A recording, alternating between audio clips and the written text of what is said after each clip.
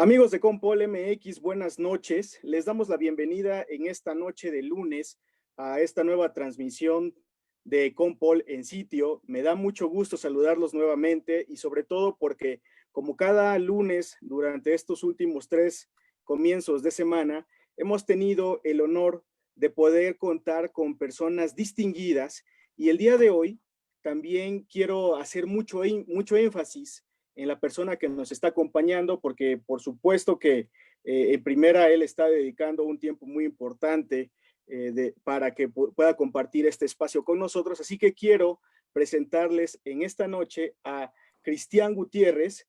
Él estudia la maestría en comunicación, tiene estudios de doctorado en política, gobernabilidad y políticas públicas, estudios de maestría en neuromarketing, estudios de maestría en ciencia política, de licenciatura en Derecho, y está diplomado en marketing político y diplomado en análisis político. Actualmente, él es director y fundador de su propia empresa consultora Esfera Comunicación Estratégica, donde ofrece servicios de consultoría en neurocomunicación, neuromarketing para sectores público, privado y social. Realiza también, conduce un noticiario en CB Televisión y análisis político en diversos medios de comunicación locales en Michoacán y también nacionales. Cristian, muchas gracias por estar aquí. Buenas noches. Gilberto, me da mucho gusto estar con ustedes. Es un placer formar parte de esta comunidad de comunicación política y, por supuesto, gracias por la invitación a participar en esta serie de charlas semanales. Yo encantado. Perfecto, pues insisto, muchas gracias por estar aquí, así que vamos a dar comienzo a la dinámica. Pues prácticamente nosotros no abonamos nada más que ustedes son los expertos, así que en esta noche vamos a enfocarnos en un tema muy importante y fíjate que en realidad a mí me genera mucha curiosidad, me interesa bastante escucharte, sobre todo desde la trinchera de tu propia experiencia, por hablar de la neurociencia. Y comenzamos por ahí, quiero comenzar por ahí. ¿Qué es lo que nosotros deberíamos entender sin entrar, o más bien dejar de lado todos los prejuicios? ¿Qué deberíamos entender nosotros por neurociencia, los que todavía no estamos especializados en este tema? A ver, con la idea de no sonar ni petulante ni sangrón y hacerlo sencillo, una charla de café, Gilberto. A Claro. ver, ¿qué podemos y qué deberíamos entender por neurociencia en un contexto en el que estaremos abordando la comunicación política? A ver, la neurociencia es aquella ciencia que se encarga de entender cómo funciona el cerebro. Más o menos así hay que decirlo. Las estructuras del cerebro. ¿Cuáles son las partes que componen anatómicamente a un cerebro humano? Humano. Dos, ¿cuáles son las funciones que realiza el cerebro? ¿Y cuáles son esas funciones que realiza en base a los estímulos externos? En este caso externos, también podríamos hablar de los internos, pero en ese tema no nos vamos a meter. ¿Cómo Okay. funciona el cerebro humano a partir de los estímulos que los seres humanos le enviamos? Pongo ejemplo. ¿Qué pasa si yo me pongo una loción de hombre o una mujer se pone un perfume de mujer con un olor muy agradable o con cierto olor? Se acerca a alguien, ese alguien huele, es decir, a través de uno de los sentidos, estamos hablando del olfato, huele el olor a la loción o al perfume, inmediatamente que huele la loción o el perfume, se envía un estímulo al cerebro, el cerebro envía otro estímulo y entonces genera consecuencias. ¿Qué consecuencias son las que genera? Se modifica el comportamiento o la conducta del ser humano. ¿Qué entendemos entonces por neurociencia? Hay que entender cómo está conformado el cerebro humano y cómo funciona el cerebro humano entonces para que a partir de estímulos logremos persuadir a las personas. Si hablamos de comunicación política, Gilberto, lo que tendríamos que hacer es hablar de estímulos que tengan que ver con la idea de vender políticos, candidatos, partidos políticos, ideas políticas, instituciones públicas, en fin. Así en términos muy generales, Gilberto, eso sería la neurociencia en un marco de la comunicación política. De acuerdo. Y mira, aquí surge sobre todo, porque me ha tocado también escucharlo, sobre todo en las aulas, en la academia.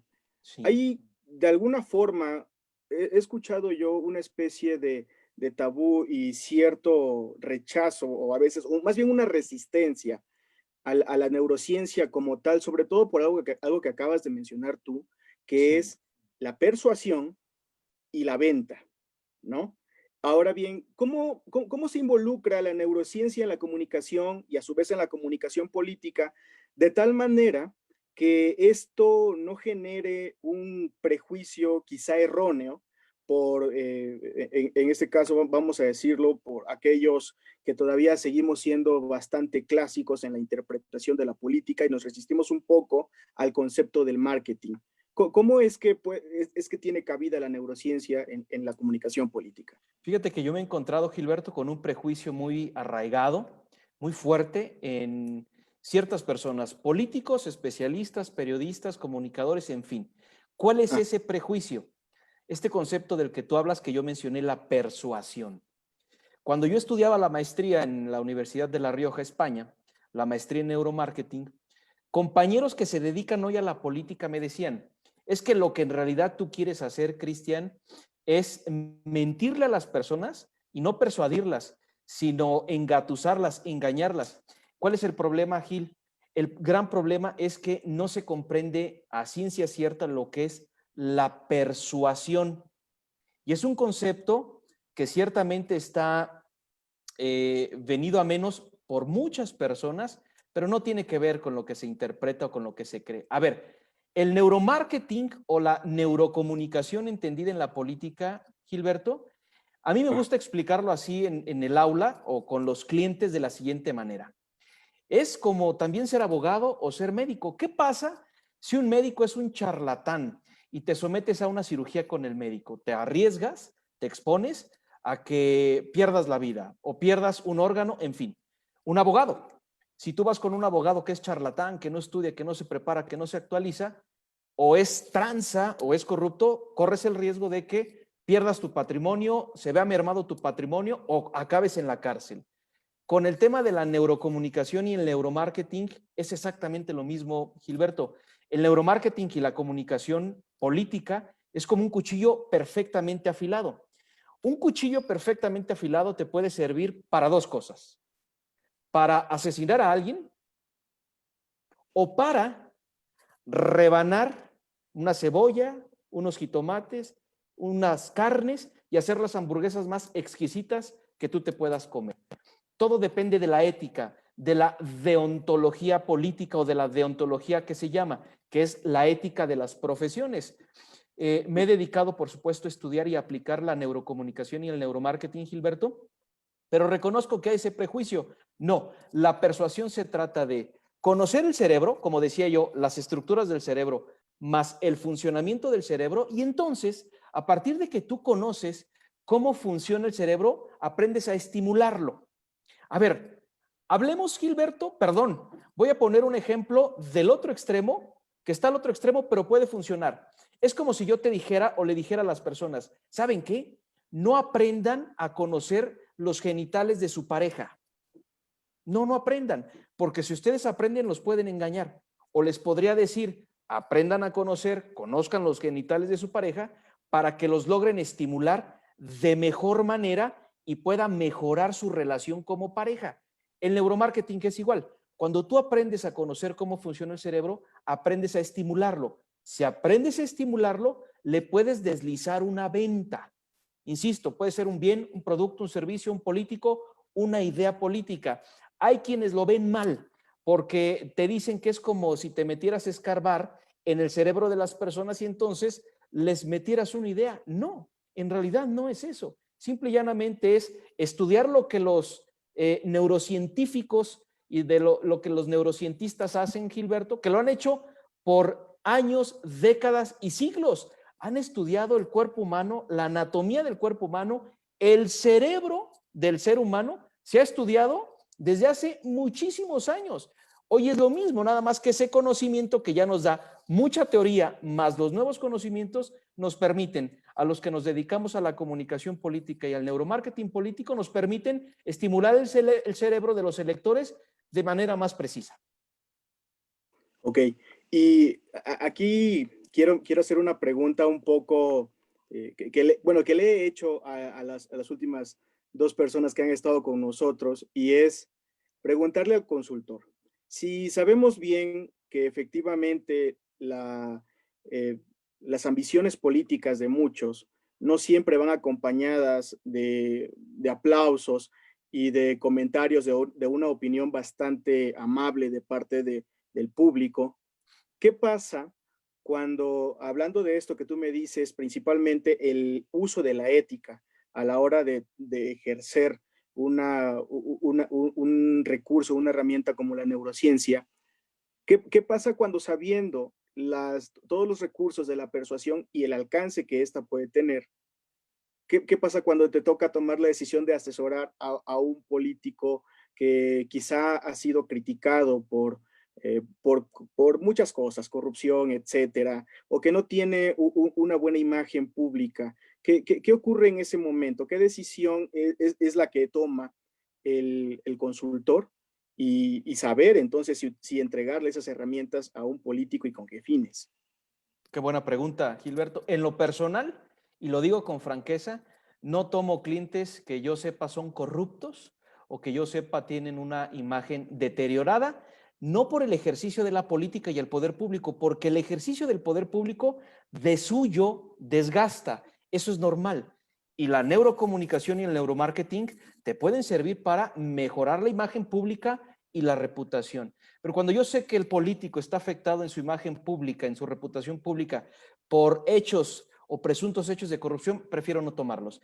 ¿Qué se debería de hacer? En mi opinión, insisto, si el consultor político, como es mi caso, es ético, ejerce la deontología, en este caso deontología política, me parece que lo más conveniente es no tomar al cliente. Mira, Gilberto, siempre habrá, dicen por allá, un roto para un descosido, ¿eh? La verdad es que así como te encuentras abogados que siempre tomarán, perdón que lo diga, a un delincuente y lo defenderán y aprovecharán, por ejemplo, lagunas que tiene el sistema jurídico para que ese delincuente salga, seguramente también habrá consultores o asesores en materia de comunicación política, de marketing político, que tomarán políticos corruptos. No es mi caso, Gilberto, y me parece que México, por lo menos México y buena parte de los países latinoamericanos, creo que la cultura política democrática en Europa y en otros países, en otros continentes es distinta. Pero en México y en Latinoamérica particularmente me parece que si algo nos hace falta mucho dentro del sistema político, así en términos generales, es la ética. Y algo que no necesariamente debería venir desde la imposición legal, sino también desde la iniciativa misma de quienes participan en la política, ¿no? Desde luego, desde la iniciativa propia, que el mismo consultor diga, a ver, bueno, hay un dilema. Fíjate, era una de las materias que cursé en la maestría en neuromarketing, ¿no? El dilema, porque el tema del neuromarketing, no te creas, está muy fuerte en los tribunales, sobre todo europeos. En Francia hay un debate álgido, fuerte, acerca de los alcances éticos del neuromarketing, explorar el cerebro para entender cómo estimularlo. Desde la propia individualidad, que el consultor mismo reconozca cuando no es un escenario favorable, no solamente por el político, Gilberto, porque a ver, tú puedes recibir a un cliente, escucharlo en tu despacho, escucharlo en donde tú consideres que es oportuno, lo puedes escuchar y puedes decidir aceptar la consultoría o no. Pero ojo, porque si tú le ayudas a un político y ese político, gracias a ti y a otras cuestiones, logra llegar al poder, puede llegar a perjudicar a muchas personas, a miles, quizá a millones. Y me parece que ese escenario tampoco hay que dejarlo de lado. No solamente es tomar o no tomar a un cliente, es la posibilidad de afectar o beneficiar a miles o a millones de ciudadanos electores y de ciudadanos no electores, porque aquí podríamos hablar de niñas, niños y adolescentes que no están en la condición, por lo menos mexicana, de ser electores, 18 años de edad y hacia arriba, pero son seres humanos. Y la verdad es que no me parece justo que se afecte absolutamente a nadie. Perfecto. Hago un pequeño paréntesis, Cristian, para poder Claro. saludar a quienes nos están viendo ahorita a través de Facebook Live. Gracias a todos ustedes porque nos acompañan, gracias por este momento. Les invitamos también a que nos escriban en este momento sus preguntas a través del chat de la misma transmisión para que se las preguntemos un poco más adelante a Cristian. Un saludo a José Arteaga, que ya nos acaba de escribir desde Venezuela, nos está viendo. Muchas gracias, José, por estar presente, y adelante, si tienes también alguna pregunta, por supuesto, el espacio está abierto. Benjamín Ramírez, Benjamín estuvo con nosotros la semana pasada. Muchas gracias por estar aquí nuevamente. Y bueno, hay todavía mucho más por hacer aquí en Compol, así que gracias, Benjamín, te enviamos un saludo hasta Guanajuato. Así que bien, seguimos y esperamos todavía un poco más las preguntas del auditorio. Y bien, considerando, Cristian, que por supuesto la neurociencia, por lo que tú nos estás platicando, tiene una importancia bastante destacada. Y aunque muchos todavía la quieren omitir y no le quieren prestar mucha atención, como quizá deberíamos estarle poniendo, bueno, como le deberíamos estar prestando ahorita, lo leí en tu artículo más reciente en la colaboración de Compol MX, y tú mencionabas que íbamos a observar las campañas del próximo 2021 para ver qué tanto hacían uso de las herramientas de neurocomunicación en campaña. Entonces, teniendo en cuenta esto, ¿cuáles son las omisiones más comunes que se tiene en consultoría y en el momento de aplicar las campañas respecto de la neurocomunicación? ¿Qué es lo que más se les olvida a los consultores y también, por supuesto, a los actores políticos? A ver, a los consultores, en mi opinión, por lo menos en México, Gilberto, quizá Benji, que nos está viendo y le mando un saludo, él también es consultor, él es un colega que está en Guanajuato. Por cierto, allá vive mi hermana. No sé si me esté viendo, pero le mando un cariñoso saludo. El consultor, en mi opinión, tendría que actualizarse mucho más, Gilberto. Hoy hablamos, por ejemplo, de neurocomunicación y neuromarketing.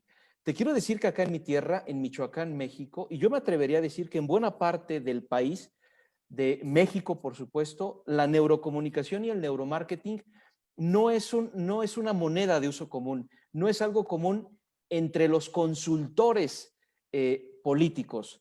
Ciertamente me parece que hay especialistas en comunicación política, la hay especializados en marketing político, los hay, sin duda, en imagen pública, en fin, pero me parece que el neuromarketing, sobre todo en la parte de la política, no ha llegado, no ha aterrizado del todo en el país. Y en Michoacán, te lo puedo prácticamente asegurar, el neuromarketing y la comunicación política no se utiliza ni en los ejercicios de gobierno ni en las campañas electorales. Por ejemplo, ahorita que dijiste que alguien nos está viendo de Venezuela. Venezuela es un país, mis respetos, Venezuela es un país, Ecuador es otro país, en donde Colombia es otro país, hablando de Sudamérica, en donde ya se aplica desde hace algunos años con mucha efectividad el neuromarketing político, el neuromarketing comercial. Ya no digamos España, Gilberto, en España están súper adelantados. Bueno, tienen prácticamente 2 décadas en España, en Estados Unidos, desde luego, en Inglaterra, por supuesto, aplicando el neuromarketing. ¿Cuándo surge el neuromarketing y posteriormente la neurocomunicación? Año 2002, Daniel Kahneman, psicólogo, gana el premio Nobel, ojo, de economía, por ejercicios y por investigaciones que tienen que ver con la conducta de los seres humanos, la llamada economía conductual, que rompe el paradigma y el esquema de la economía clásica, en donde se creía y se sigue creyendo, porque además me parece que siguen siendo los modelos económicos más fuertes en el planeta, se sigue pensando que los seres humanos somos racionales. Gilberto, un dato muy importante para entrar al tema de la neurocomunicación y el neuromarketing. El 95% de los juicios que hacemos están sesgados. Y los juicios desde, no sé, el café que te vas a tomar hasta el candidato que vas a elegir. Y el 95% de las decisiones que se toman son tomadas desde el inconsciente. Ni siquiera sabemos por qué las tomamos, pero las tomamos. Eso es lo que rompe el paradigma de la economía clásica, la idea de que los seres humanos somos racionales. ¿Te acuerdas de René Descartes, Gilberto? Pienso, luego existo. Bueno, el paradigma del neuromarketing en la comunicación no es pienso, luego existo. Es al revés. Siento, luego decido, ojo, y al final pienso. ¿Sabes cuánto se tarda, Gilberto? Y lo comento para la gente que hoy nos ve. ¿Sabes cuánto se tarda en llegar al cerebro una idea, una decisión, algo que hemos hecho, alguna modificación de nuestra conducta y nuestro cerebro racional, y ahorita si quieres hablamos de los tres cerebros, nuestro cerebro racional lo racionaliza, lo convierte en algo lógico, tarda 800 milisegundos. Estamos hablando de 0.8 segundos. Ni siquiera llega al segundo. Lo explico de manera más sencilla. Son las emociones, es el sistema límbico, es el cerebro de las emociones que tenemos todos los seres humanos, y esto viene desde los mamíferos. Nuestro cerebro, para decirlo en términos pedagógicos, no es así en realidad, pero para decirlo en términos pedagógicos, nuestro cerebro está dividido en tres. El cerebro más antiguo, que es el reptil, que compartimos con los reptiles, los cocodrilos, los lagartos, las víboras, etcétera. El cerebro límbico, el de las emociones, que por cierto lo tienen más desarrollado las mujeres, y el cerebro más nuevo, que está en la parte prefrontal del cráneo, que es el neocórtex. Con esto es con lo que pensamos, racionalizamos, sabemos matemáticas, hacemos lógica. ¿Cuánto tiempo dilata en llegar de nuestro sistema límbico de las emociones o nuestro sistema reptiliano? ¿Cuánto tarda en llegar al cerebro que piensa?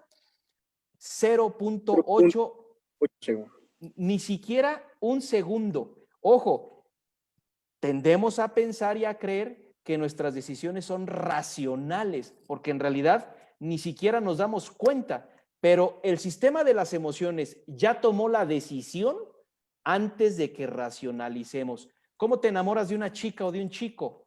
Primero te enamoras con el sistema límbico de las emociones, antes siquiera de que tú puedas verbalizar y decir, wow, qué guapa mujer, wow, qué guapo hombre. Antes de eso, tu sistema límbico de las emociones ya lo decidió. Y bueno, esto pareciera un poco a veces difícil de aceptar. Quizá no de asimilar, pero sí de aceptar, ¿no? Y efectivamente, con lo que nos estás platicando ahorita estoy haciendo una regresión efectivamente a las viejas clases de biología. Y digo viejas porque después de un tiempo, cuando comenzamos a tocar temas de especialización en comunicación, pocas veces profundizamos justamente en la neurociencia, ¿no? Y ese es otro detalle también muy importante. Bueno, corrígeme, Gilberto. Entiendo que tú fuiste estudiante de la UNAM. Así es. Y la UNAM, perdón que lo diga, mis respetos para todas las universidades. La UNAM es la máxima casa de estudios de este país y de Latinoamérica. Me atrevería a decir que está entre las mejores. Si en la propia UNAM no profundizan en las neurociencias para tocar los temas de comunicación política, de marketing político, me parece que algo nos estamos perdiendo. Yo decía que en Venezuela están muy adelantados, en España, en Argentina, en Colombia, en Ecuador, en Estados Unidos. Donald Trump. Vamos, caray, alguien seguramente vio en Netflix este documental muy importante, me parece que se llama Nada es invisible, no recuerdo bien el título, pero tiene que ver con esta empresa que entendió el cerebro de los ciudadanos votantes en Estados Unidos de América y a partir de eso mandaron estímulos y lograron ayudarle a Donald Trump a ganar las elecciones. Ojo, ahí hay que analizar muy bien y habría que analizar muy bien la parte de la ética. Verá, Gilberto, por ahí te mandé una gráfica de los cerebros, de los tres cerebros del ser humano. ¿Quieres que la comparta? Si la podemos compartir, vamos. Ya decía yo que es una manera de explicarlo de forma pedagógica. No es que en realidad nuestro cerebro, ahí está, existan las tres partes. Existen, no hay tres cerebros, es un solo cerebro, pero el cerebro más o la parte del cerebro más antigua, estamos hablando de el cerebro reptiliano. Ese es el que nos permite vivir y sobrevivir. Cuando tú tienes sed, el cerebro reptil en automático manda un estímulo, el cerebro indica que tienes sed y tú vas y tomas un vaso con agua. Cuando te enamoras, las emociones, los sentimientos, esas se albergan en la amígdala, Ese es el área del cerebro humano en donde se alberga el sistema límbico, el de las emociones, la amígdala. Ahí están las emociones y como ya lo decía el neocórtex, que es la tercera parte del cerebro, la parte más nueva de nuestro cerebro, es la que nos permite pensar. Pero mira, Gilberto, además de esta gráfica de los tres cerebros o el cerebro triuno, como también existe en la teoría, por ahí me permití mandarte un video que puede explicar algo interesante, cómo es que el cerebro humano funciona y cómo los que nos dedicamos a la consultoría en comunicación política, en neuromarketing, en neurocomunicación política, y cómo los políticos, ojo, los que gobiernan y también los que se van a ir a la campaña o a las campañas, o los que ya están en campañas, ¿cómo tendrían que comprender al cerebro humano para entonces comunicar? Es un video, lo comento rápidamente, es un video muy breve que dura 1 minuto 20 segundos, 1 minuto 30 segundos. Antes de que tú lo pongas, a mí me gustaría explicar qué es lo que la gente que hoy nos ve tendría que hacer. Van a ver ustedes 2 equipos de básquetbol y lo que yo les voy a pedir es que pongan mucha atención, que presten mucha atención en el equipo blanco y que ustedes hagan el conteo, cuenten cuántos pases con el balón de básquetbol, cuántos pases da el equipo blanco. Pónganle mucha atención, por favor, concentren su atención en el equipo blanco para que cuenten cuántos pases se dan. Al final del ejercicio preguntaré cuál es la respuesta. No es difícil, pero les pido por favor que le pongan mucha atención a los pases que da el equipo blanco. Venga.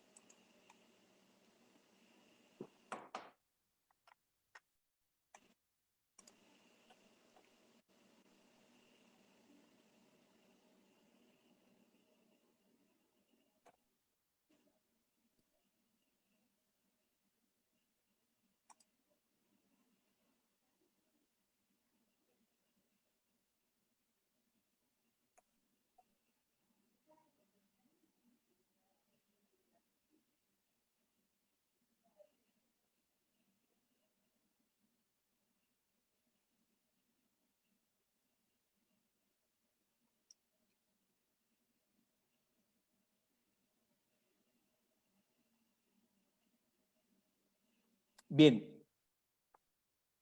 Invariablemente, Gilberto, bueno, la respuesta se ve, pero yo le quiero preguntar, y este es un ejercicio para las personas que hoy nos ven y nos escuchan en esta charla, Gilberto, yo les quiero preguntar si lograron ver a la persona que se atravesó entre todos los equipos disfrazado de oso en color negro.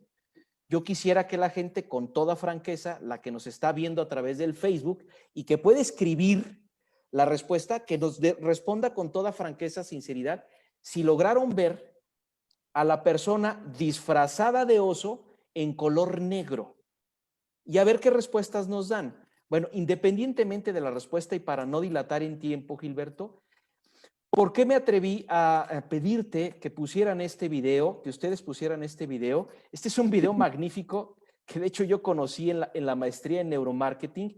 ¿Y de qué se trata? Hay que entender cómo funciona el cerebro, decía yo hace unos minutos.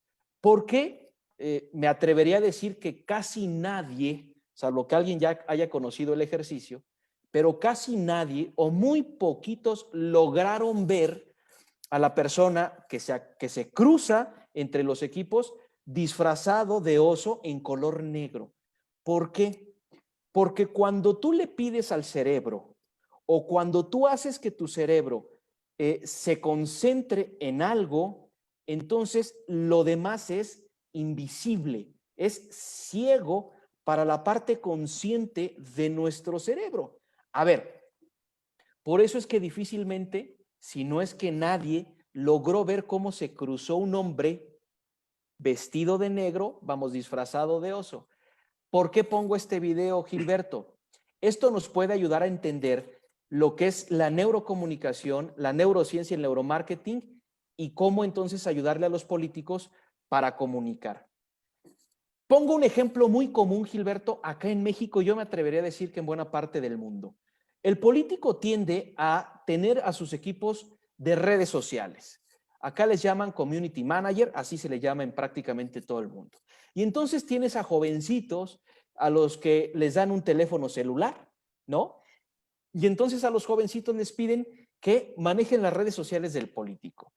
Regularmente, lo que el jovencito hace, no todos, es tomar fotografías y subir a las redes sociales del político la foto con algún copy que le llaman, algún pequeño texto.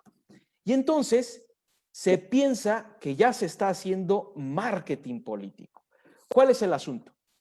El asunto es que si ni siquiera logramos comprender que al cerebro humano hay que captarlo con toda la atención posible para que el mensaje sea digerible y digerido, entonces no pensemos que nada más por estar subiendo a las redes sociales o nada más por estar apareciendo en radio o nada más por estar apareciendo en tele, no imaginemos que el mensaje político, la idea central de nuestro mensaje va a persuadir o va a dar en el blanco. ¿Qué pasa cuando un jovencito sube a las redes sociales del diputado la historia, pero resulta, Gilberto, que otros 200 diputados suben historias similares? ¿Qué pasa? Hay tal saturación en el ecosistema de las redes sociales que el cerebro no pone atención. ¿Me explico? Y entonces Claro. es exactamente lo que vimos en el video. Si no pone atención, la historiecita o el copy o la grafiquita que subió el community manager, haz de cuenta que es el hombre vestido de oso, disfrazado de oso en color negro. No lo vamos a registrar. Esto lo pongo de ejemplo, Gilberto, para entender que la neurociencia, lo vuelvo a decir, nos enseña a conocer las estructuras del cerebro humano o de la mente. Lo voy a decir así, no es lo correcto, pero para hacerlo pedagógico. Las estructuras más las funciones, hay que conocerlas para comunicar de forma más efectiva. La atención es muy importante. ¿Por qué tiene tanto éxito en buena parte de la población mexicana el presidente Andrés Manuel López Obrador, Gilberto? En buena parte, no en todos, me atrevo a decirlo. ¿Por qué? Porque de entrada sale muy temprano a comunicar un mensaje. Y entonces, por lo menos ese ejercicio ya capta la atención de algunos, no de todos. Ya capta la atención. ¿Recuerdan lo que les decía de la atención y el cerebro? Si captas la atención, entonces tu cerebro se come, digiere, comprende el mensaje. ¿Qué pasa cuando hace algunos días el presidente mexicano da una rueda de prensa con el avión presidencial, aquel que compraron expresidentes? ¿Y qué pasa cuando el mismo presidente dice, yo les pido que por favor no hablemos de otro tema? Hoy el tema que importa es el avión presidencial.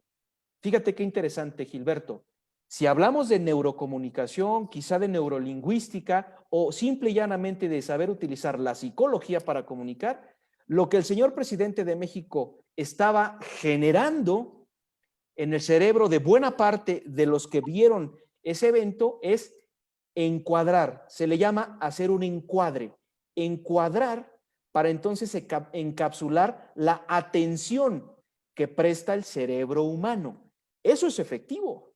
Entonces, bueno, pongo ese ejemplo nada más para entender un poquito de la comunicación del presidente de México, Andrés Manuel López Obrador. Claro, habrá quien dijo, caray, ¿por qué me quiero obligar a nada más pensar y hablar del avión presidencial cuando hay otros temas? La inseguridad, el coronavirus, etcétera. Bueno, el señor intenta hacer su comunicación.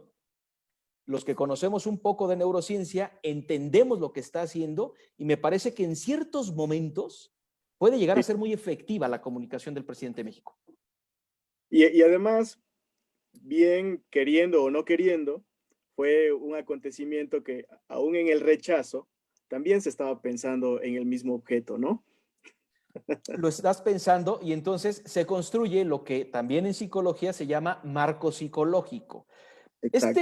Este nombre de la nueva normalidad, que en mi opinión es un marco conceptual erróneo, pero existe y además es poderosísimo, porque este concepto llamado, o este concepto, la nueva normalidad, ha trascendido en prácticamente buena parte del mundo, así le llaman no solamente en México, así le llama la Organización Mundial de la Salud y le llaman en otros países. Es poderoso y lo que hace el llamado marco psicológico es precisamente eso.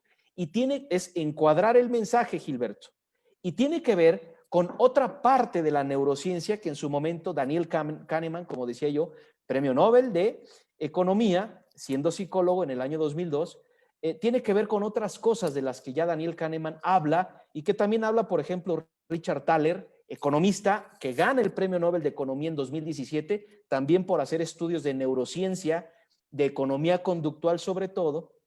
Tiene que ver, por ejemplo, con generar anclajes, el famoso priming, primar las ideas.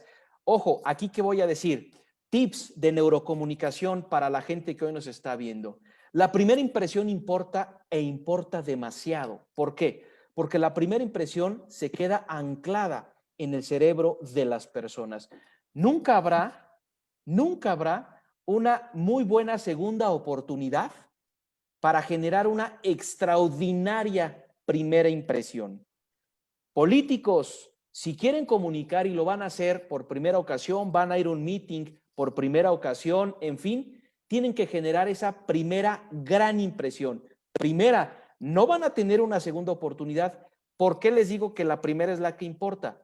Porque se queda anclada en el cerebro. Y una vez que se queda anclada en el cerebro, Gilberto, es muy complicado quitarle el ancla. Sí se puede, pero es muy complicado. Lo ha logrado, por ejemplo, esta empresa de cafeterías, Starbucks. Starbucks hace 20 años logra quitar los anclajes en buena parte de los ciudadanos norteamericanos que preferían aquellas cafeterías donuts, Dunkin' Donuts, que eran las cafeterías de moda en los años 80 y hacia atrás, vamos, del siglo pasado.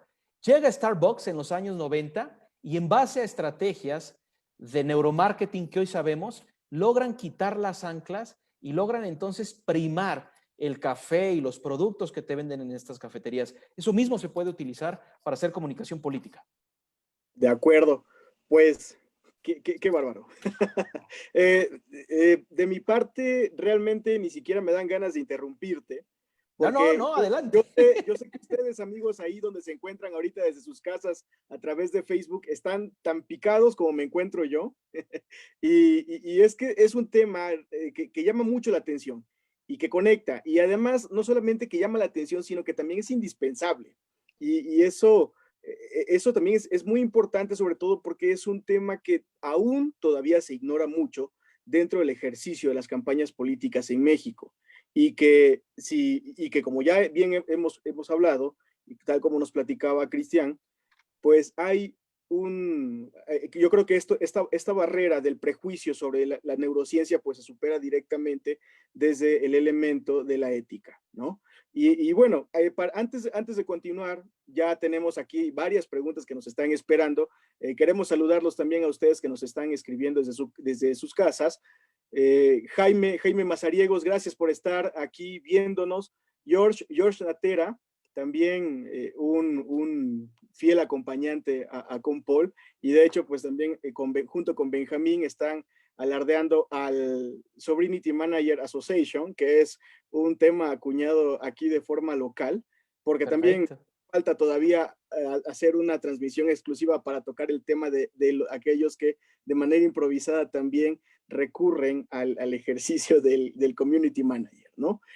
Richie Quiroga, desde Bolivia también nos está viendo. También aplica neuromarketing en Bolivia, ¿eh? Sí. Sí, increíble, y que de hecho ahorita también están en puerta ya para un proceso electoral. Platicábamos hace 2 semanas también con Ivana Torrico. Gracias, Richie, por acompañarnos.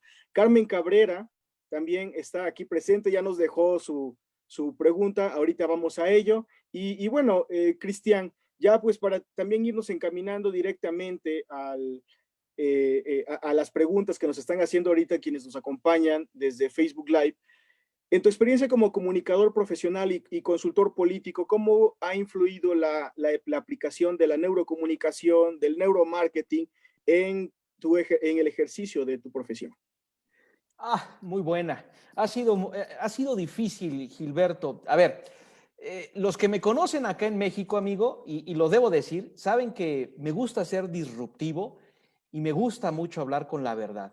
Mira, no todos los políticos con los que yo me he topado, no todos los políticos están carentes de preparación. Me he topado con políticos preparados y bien preparados. Sin embargo, la realidad de las cosas, Gilberto, es que me he topado la mayoría de los políticos a los que me ha tocado, con los que me ha tocado trabajar. Uno, no conocen la neurocomunicación, que es más reciente que el neuromarketing, no conocen el neuromarketing y entonces, por lo tanto, no creen. Se les complica. Así como tú dices que es apasionante, y la verdad es que es un tema que a mí me tiene apasionado desde hace muchos años, sí te conecta y le pones atención y dices, ay, caray, se escucha interesante eso del cerebro, de los 3 cerebros, en fin. Pero cuando llega la hora de hacerles comunicación política profesional, ¿sabes, Gilberto? Acá en Michoacán, México, el político en términos generales tiende a irse por el escenario clásico. ¿Cuál es el escenario clásico? El escenario clásico, el de toda la vida, ojo, en mi opinión, grandes errores, Gilberto. No se miden a través de encuestas. Y hoy me parece que es indispensable, indispensable, buscar casas encuestadoras de prestigio, buenas casas encuestadoras y medirte. La medición de una encuesta te sirve para muchas cosas, evidentemente para tomar decisiones en gobierno o en campañas. Fíjate, un gran problema es que suelen medirse una vez y durante la campaña o poquito antes de irse a una campaña. Caray, en mi opinión se tendrían que medir por lo menos una vez cada 3 meses haciendo gobierno. Haciendo gobierno, ¿eh? Bien, entonces, primer gran error en mi opinión. No buscan casas encuestadoras, no se miden. Y mira, además de las casas encuestadoras y de las encuestas tradicionales, lo debo de decir, y mi cariño y mi respeto para todos los encuestadores que conozco, creo aún más en las herramientas de neuromarketing que tienen que ver con la fisiología del cerebro, porque en mi opinión son muchísimo más precisas que una encuesta tradicional. Pero para no profundizar, hasta ahí lo dejo. Error segundo, el esquema tradicional del que yo hablaba, Gilberto. Mira, lo que suelen hacer es contratar a alguien que regularmente se dedica al periodismo. Me parece extraordinario. En Michoacán, en México, en el mundo hay extraordinarios periodistas con mucho colmillo, con muchos años de experiencia, muy buenos periodistas que te saben hacer muy buena prensa. Los comunicólogos quizá no me van a dejar mentir. Me parece que la comunicación es mucho más allá de hacer prensa. La prensa es una parte de la comunicación y la prensa tiene que ver con la estructura de difusión, que no es lo mismo que la estructura de comunicación. Son cosas diferentes. La prensa lo que hace es captar lo que el político, el candidato, el titular, etcétera, hace, entrega despensas, inaugura obras, se va a la campaña, hace una rueda de prensa, etcétera, toma el hecho y lo difunde a través de un boletín de prensa o de un comunicado de prensa, te organiza una rueda de prensa, si es astuto y sagaz te hace relaciones públicas que son importantísimas en el tema de la comunicación, pero ahí se detienen las cosas. ¿Qué pasa, Gilberto? En mi opinión, que el político mexicano está muy acostumbrado a eso y como en ciertos casos funciona, entonces todas aquellas cosas de neurociencia, neuromarketing, neurocomunicación, comunicación profesional, discurso persuasivo, en fin, caray, háganlo de lado. Eso no, porque uno, se piensa que es caro, ¿no? Oye, si trae todos esos rollos del cerebro me va a costar carísimo. Entonces te hacen de lado. Sí me he topado con políticos, hombres y mujeres inteligentes, que han apostado por el tema de la neurociencia, el neuromarketing y la comunicación.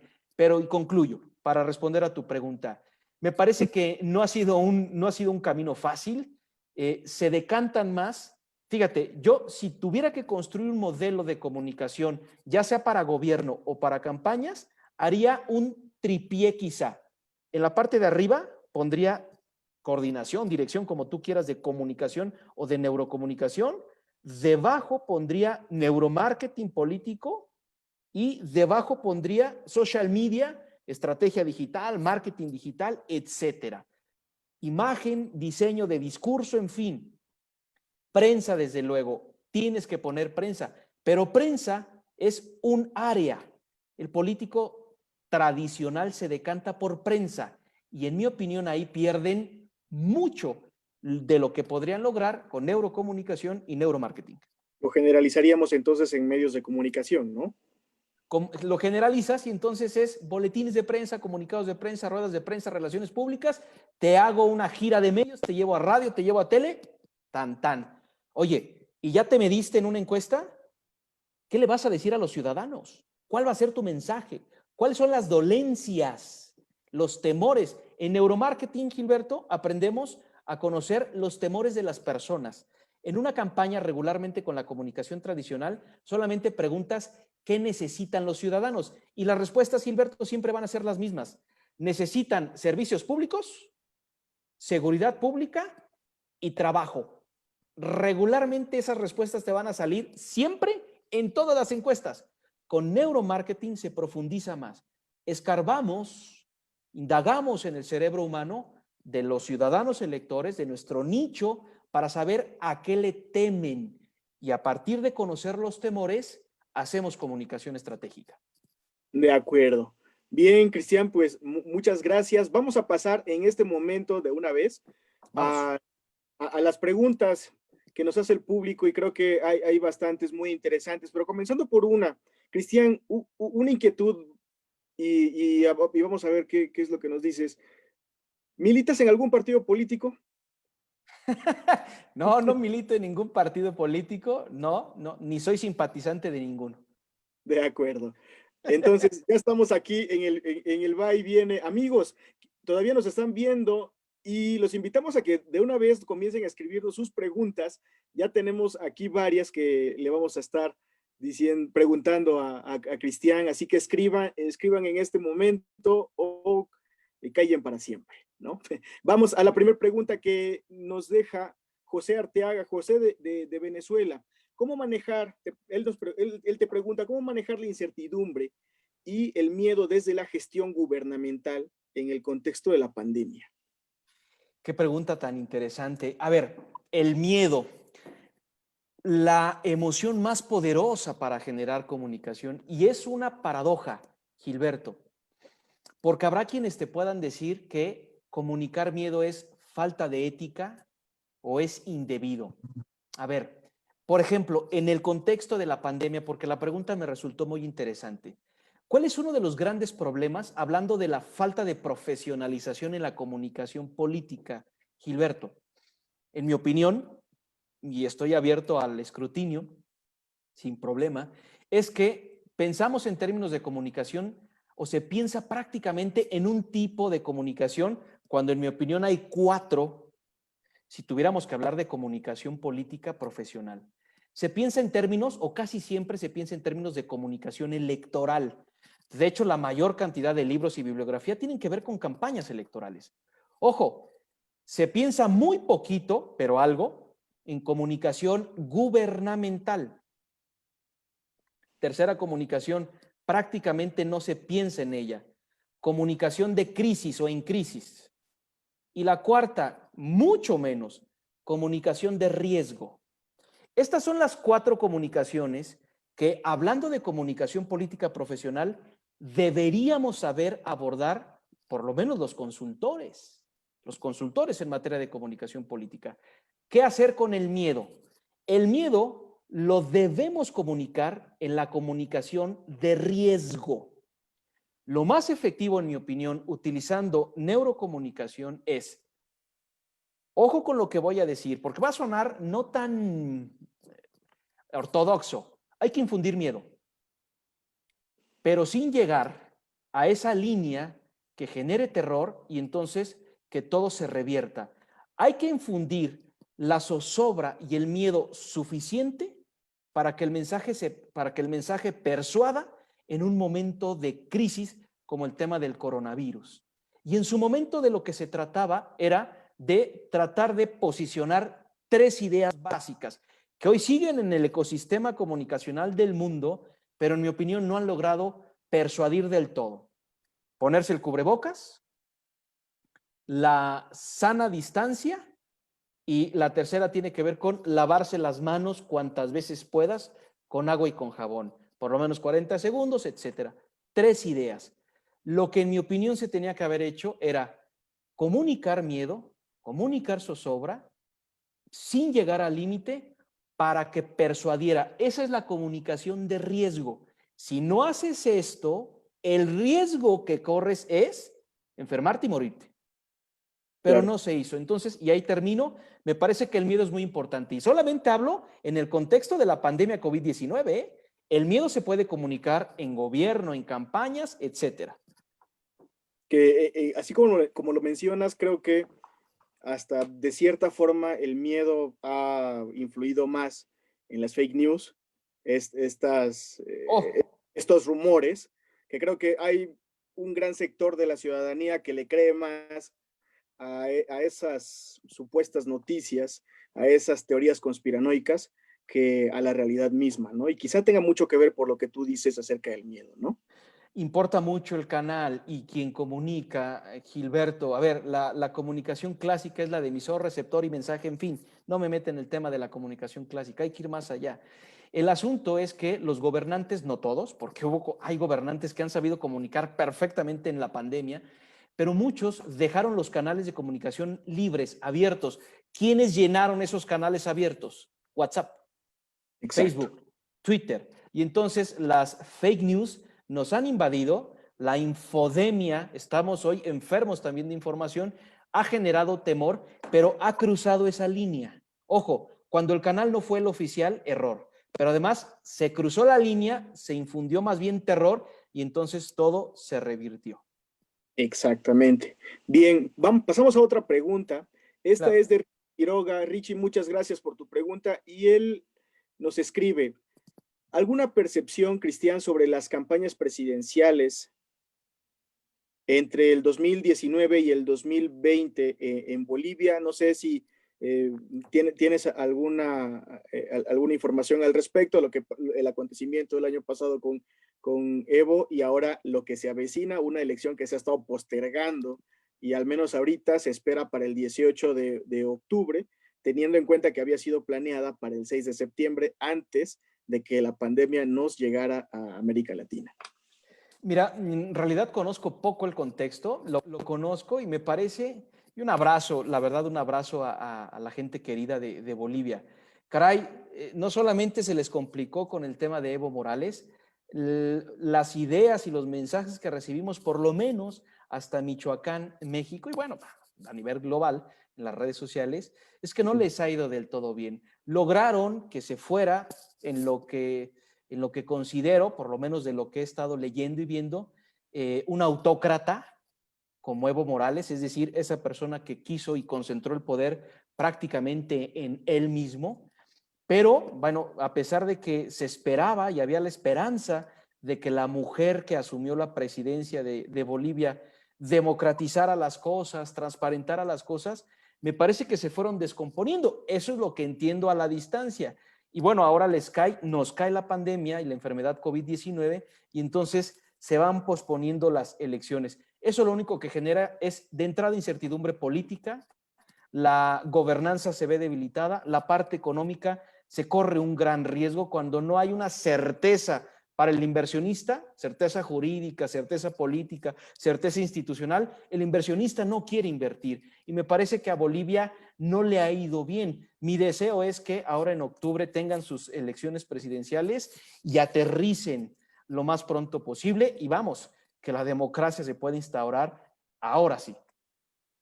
De acuerdo, gracias, Cristian. Vamos a la siguiente pregunta. Gracias, Richie, por tu pregunta y saludos hasta Bolivia también. Ahora pasamos a la pregunta de Carmen Cabrera que nos escribe. ¿En qué momento se toma la decisión del voto? ¿Durante la campaña, antes o en el momento en que se está dentro de la urna? Es muy importante todo momento. Hay teorías que te dicen que 15 días antes del día de la jornada electoral, el ciudadano elector ya tomó la decisión. En mi opinión, Gilberto, inclusive un mensaje que se mande minutos antes, un día antes del día de la jornada electoral puede influir. ¿Por qué? Aquí tendría que hablar, pero no me quiero extender, de la memoria. Hablemos del cerebro. Hablo de dos memorias por citar dos, pero hay más. Memoria de corto plazo y memoria de largo plazo, o memoria de trabajo en lugar de memoria de corto plazo. La de trabajo la voy a dejar de lado. Me concentro en la memoria de largo plazo. Cuando algo sucede, al cerebro humano hay que estárselo recordando con mucha frecuencia. ¿Por qué?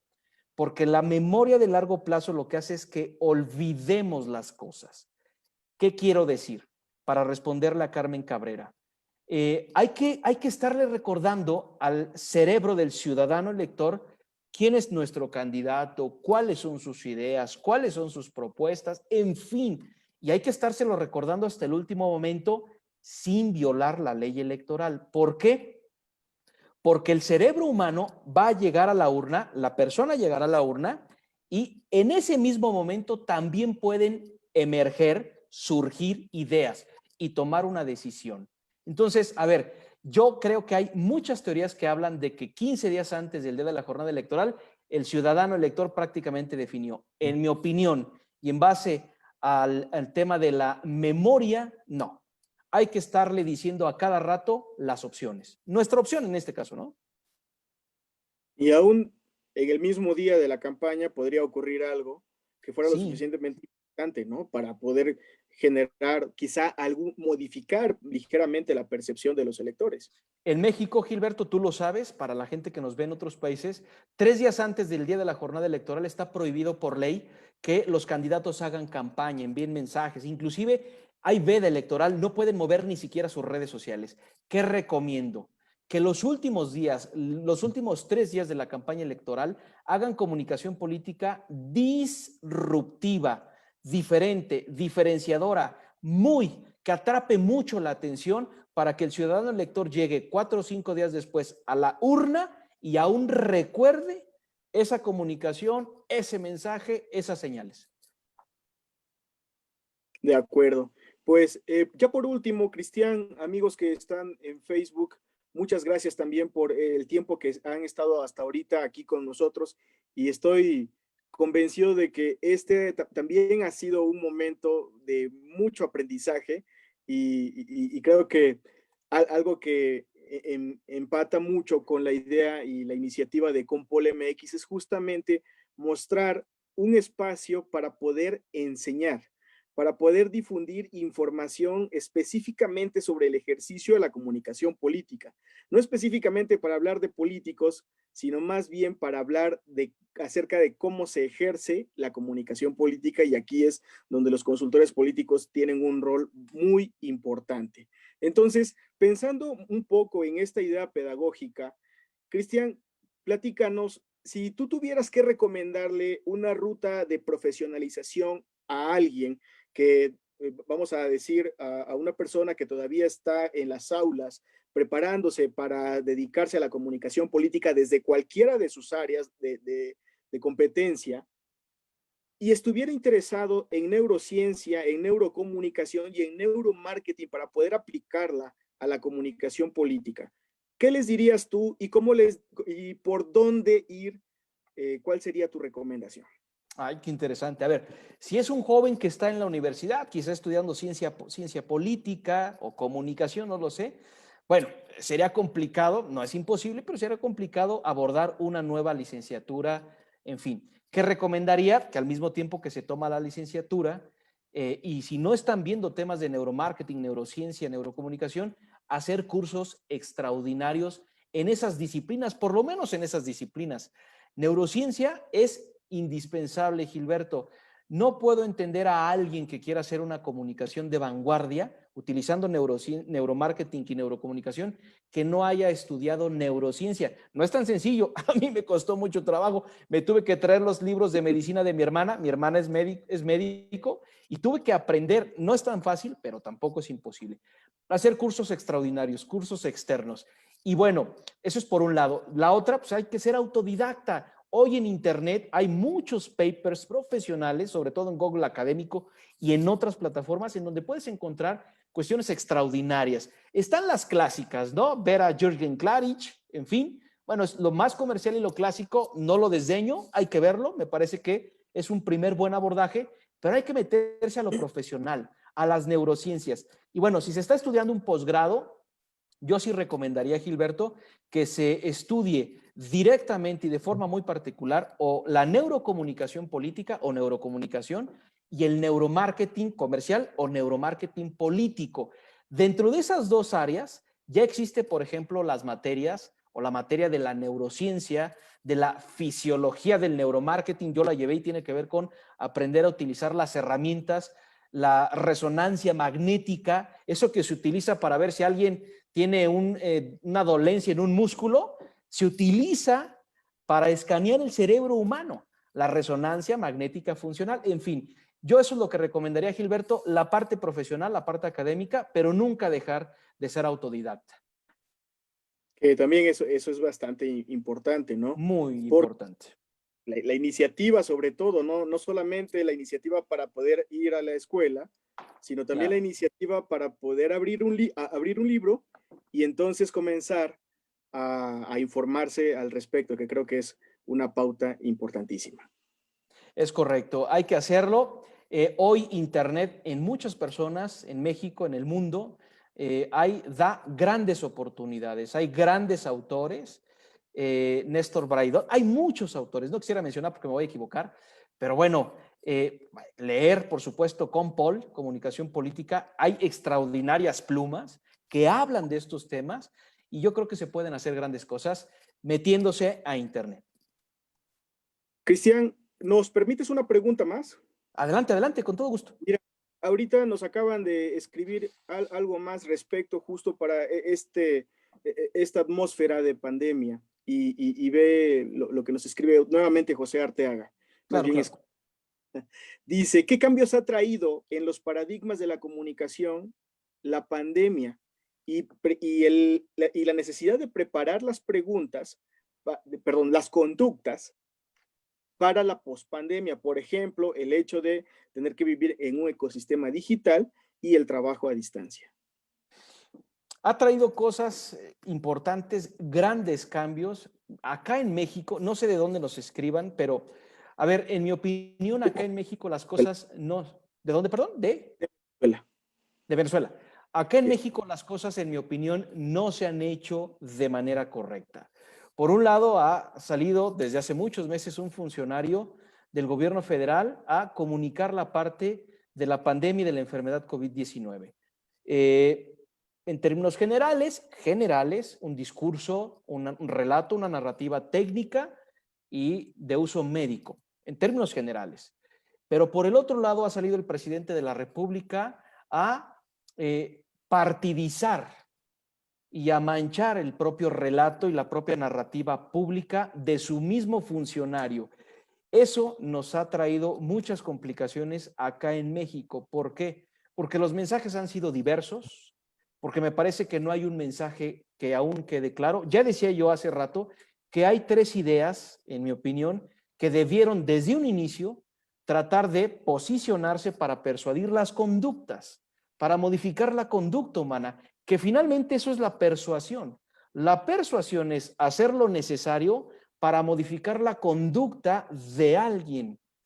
Lavarse las manos, ponerse el cubrebocas de manera correcta y tomar la distancia adecuada. Obviamente lo estoy diciendo rápido, es mucho a mayor profundidad.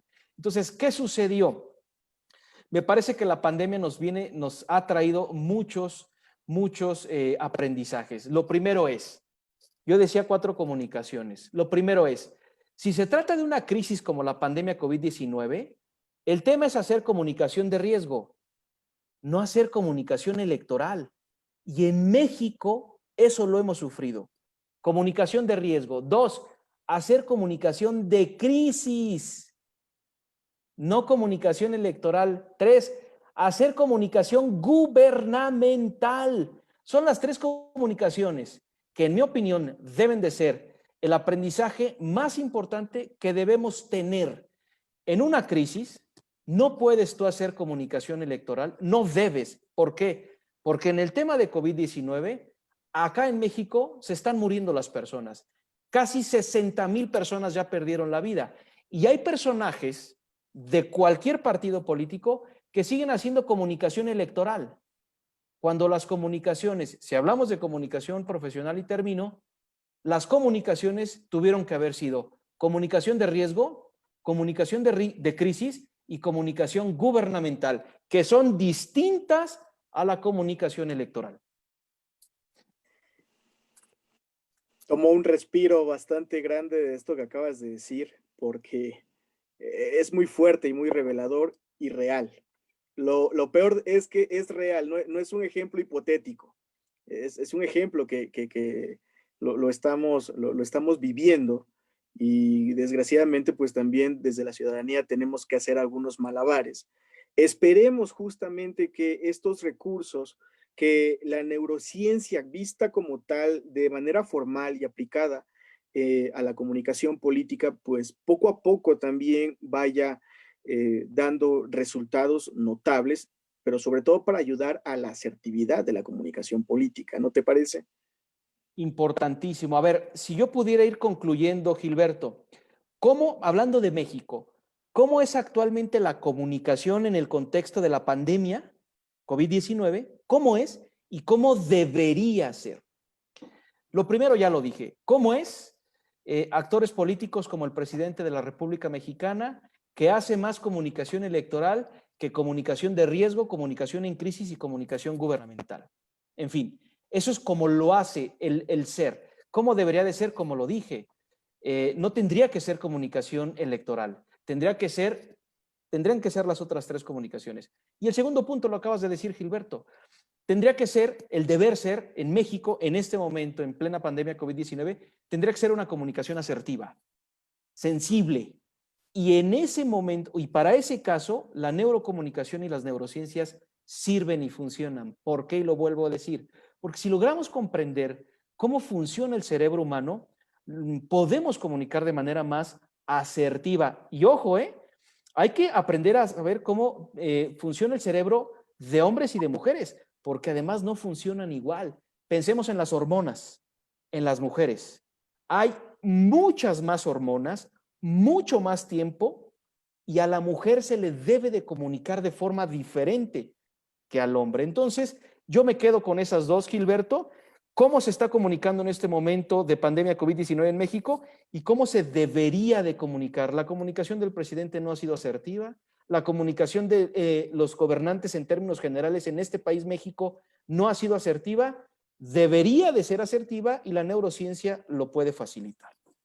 De acuerdo, Cristian, pues muchísimas gracias. Ya para irnos despidiendo, solamente una cosa, ¿nos podrías mencionar 3 libros de tus libros de cabecera esenciales para poder ahondar un poco e ir profundizando en la neurociencia, la neurocomunicación y el neuromarketing? Claro que sí. A ver, el primero lo mencioné hace unos minutos. Daniel Kahneman, Pensar rápido, pensar despacio, es mi favorito, no cuesta caro. Premio Nobel de Economía, él es psicólogo, año 2002 ganó este Premio Nobel de Economía. Daniel Kahneman, Pensar rápido, pensar despacio. Las trampas del deseo, ese es otro libro aún más económico. Las trampas del deseo, y el autor ahorita se me va, pero lo voy a recordar. Y el tercero se va a ver feo al aire, pero me voy a mover, Gilberto, porque lo tengo aquí enfrente de mí a 1 metro y lo quiero jalar para mostrárselos. De Perdón acuerdo, que claro. me mueva, No, perdón no, que me mueva de esta muchas gracias. forma. Y el tercero es porque además lo acabo de comprar. Perfecto. Persuasión, de De, Roberto o de Robert Cialdini. Él es psicólogo. Este es un libro, sí está bastante amplio, como 500 páginas. Ahí la llevo, estoy estudiando. Y tiene que ver muchísimo con la neurocomunicación, el neuromarketing. Explica perfectamente y a detalle el tema de cómo persuadir utilizando precisamente las neurociencias. Este es un librazo que me parece no debe de faltar en las bibliotecas de nadie si estamos hablando de neuromarketing y de comunicación. Entonces, resumo, ya encontré, y aquí texteé rápidamente Las trampas del deseo. Dan Ariely es el autor, Dan Ariely. El segundo libro es Daniel Kahneman, Pensar rápido, pensar despacio. Y el tercer libro es este, de Robert Cialdini, se llama Persuasión. Esos son los tres libros que yo sin duda recomiendo. Perfecto, muchísimas gracias, Cristian. ¿Algo más que quisieras agregar en este momento? Rápidamente para terminar, Gilberto, primero de verdad agradecerte el gran esfuerzo que haces con estas charlas semanales, con todo lo que haces en el portal de Compol, en las redes sociales de Compol. Gracias por la invitación a formar parte de este grupo de especialistas. Hay amigos de Bolivia, hay amigos de Venezuela, hay amigos mexicanos. Para todos mi cariño y mi respeto. Todos son unos profesionales de la comunicación política. Mi respeto y mi cariño para ti, porque además eres muy joven, Gilberto. Y por último, nada más me gustaría terminar con un ejemplo de cómo podemos utilizar la neurociencia para comunicar algo de forma distinta, con la idea de mover las emociones, que es muy importante, no es lo único, pero es muy importante para hacer neurocomunicación y neuromarketing. Un ciego, Gilberto, un ciego pedía limosna debajo del puente de Brooklyn en una mañana de primavera. Y en sus rodillas tenía un cartel que decía ciego de nacimiento. La gente pasaba al lado de esta persona, de este ciego, debajo del puente de Brooklyn, y no le depositaban monedas. Una que otra persona le tiraba por ahí una moneda. ¿Qué sucede? Que camina por ahí alguien que decide tomar el cartelón del ciego que decía ciego de nacimiento y bueno, raya garabatos. Y le vuelve a poner la cartulina, el cartelón, a esta persona ciega en sus rodillas. Y se va. La gente seguía pasando y de forma impresionante comenzaban a tirarle billetes y monedas. Comenzaban a tirarle billetes y monedas. ¿Qué fue lo que sucedió que cambió la conducta de las personas y de no depositarle ninguna moneda, de repente le depositaron muchas monedas? El texto decía lo siguiente: es primavera y yo no puedo ver la mañana de este día. Este es un ejemplo sencillo de cómo debemos los consultores políticos y en materia de comunicación política, Gilberto, cómo debemos comunicar a nuestros clientes. Del clásico y de la comunicación escueta, ciego de nacimiento, a construir brevemente una historia que mueva las emociones. Exacto. Es primavera y yo no puedo ver la mañana de este día. Gilberto, muchísimas gracias de verdad. Perfecto, pues a ti, al contrario, de verdad, estamos muy honrados desde Compol por el esfuerzo que haces, el tiempo que has decidido regalarnos para esta noche. Y también a todos ustedes, amigos, ahí desde sus casas en Facebook Live, gracias por acompañarnos. A Ernesto Riva, antes, él fue el que nos preguntó por los libros. Gracias, Ernesto, también desde Bolivia por estar aquí. Poncho Ríos, que también te manda un saludo y te reconoce como pionero del neuromarketing político y la neurocomunicación en Michoacán. De verdad, Cristian, es un honor. Gracias, Poncho. Nosotros y también a todos ustedes, amigos, ahí en las redes sociales. Así que seguimos aquí el próximo lunes, nos seguimos viendo para poder seguir tocando temas muy importantes y sobre todo interesantes para la comunicación política. Nos despedimos en esta noche nuevamente y bueno, pues esperamos que no sea la última como tal, sino que podamos vernos en futuras ocasiones, Cristian. Este espacio siempre está abierto para ti. Cuenta conmigo, Gilberto, mi cariño para ti, mi cariño para todos los que se pudieron conectar a esta charla, mi saludo para todos mis compañeros profesionales de la comunicación que están en otros países y mi cariño y mi reconocimiento a tu universidad, a la UNAM. No soy de la UNAM, Gilberto, pero reconozco que es la máxima casa de estudios. Mi cariño para toda la gente de la UNAM. Muchísimas gracias, Cristian. Pues nos despedimos en este momento y terminamos la transmisión. Que tengan todos una excelente noche. Hasta luego.